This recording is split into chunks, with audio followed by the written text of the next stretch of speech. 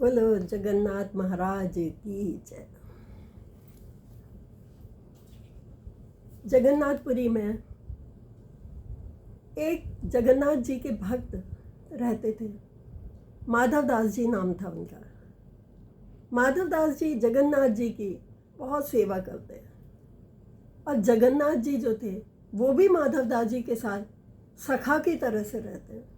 दोनों खूब बात करते हैं, सब तरह की बातें करते हैं और बहुत मस्त रहते थे। माधव दास जी के तो वे सखा बन गए थे। दोनों एक दूसरे के बिना नहीं रह सकते थे। एक बार माधव दास जी बहुत बीमार हो गए, किंतु वे अपना कार्य करते और कहते मेरा तो है ही कौन, सिवाय तेरे जगन्नाथ मेरा और कोई नहीं है।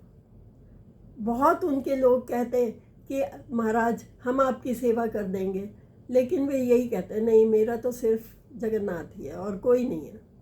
मेरा वो सखा है, सब कुछ मेरा वो ही है। अब उनका और भी बुरा हाल हुआ, इतने ज़्यादा बीमार हो गए कि अब वे मलमूत्र और सब उनके कपड़ों में ही होने लगा। सारे बिस्तर गंदे होने लगे, उनके कपड़े गंदे होने लगे। जब उन्होंने किसी से भी सेवा नहीं करवाई, जगन्नाथ जी ने सोचा अरे ये तो मुझे ही सखा, मुझे ही सब कुछ मानता है, तो मुझे ही इसकी सेवा करनी पड़ेगी। किशोर बन के एक और आ गए और आ करके सेवा करने लगे। माधव दास जी का मलमूत्र साफ करते, उनके गंदे कपड़े धोते, उनके बिस्तर साफ करते, सारे काम करने लगे। एक बार जब माधव दास जी को थोड़ी सी चेतना आई तो उन्होंने देखा, समझ गए कि ये कौन हो सकता है, कि जगन्नाथ के अलावा और कोई नहीं हो सकता। कहने लगे अरे महाराज, आप मेरे इतना गंदा काम क्यों कर रहे हो? आप मेरा मलमूत्र साफ कर रहे हो, मेरे गंदे कपड़े धो रहे हो। अगर आप चाहते तो आप मुझे ठीक भी कर सकते थे, ऐसा काम क्यों कर रहे हो?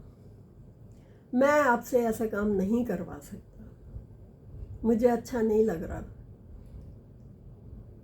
भगवान जगन्नाथ बोले माधव दास, तेरे पाप कर्म जो पिछले जन्मों के हैं सिर्फ 15 दिन के बचे हैं।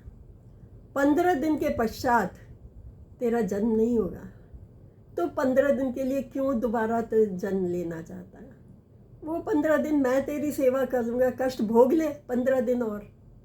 माधव दास जी बोले कि नहीं, मैं आपसे सेवा नहीं करवाऊँगा। भगवान ने कहा कि अगर तू नहीं करवाएगा तो फिर ठीक है, मैं ये 15 दिन जो है, 15 दिन की बीमारी मैं अपने ऊपर लेता हूँ। उस दिन से भगवान जगन्नाथ जी जो थे पहुँचे और जाके बीमार हो गए। 15 दिन तक उनको वैद्य देखने आते हैं, उनको काढ़ा पिलाते हैं। 15 दिन तक उनका 56 भोग नहीं लगता, सिर्फ काढ़ा पीते हैं और फलों का जूस पीते हैं और उनको कुछ नहीं देते। 15 दिन तक ऐसे ही बीमारी की हालत में वे निकालते हैं।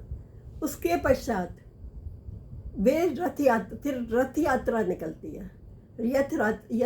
रथ यात्रा में वे फिर बाहर घूमने जाते हैं रथ पर सवार होकर के। वो आज तक भी जगन्नाथपुरी में आप लोग सभी जानते होंगे, रथ यात्रा निकलती है।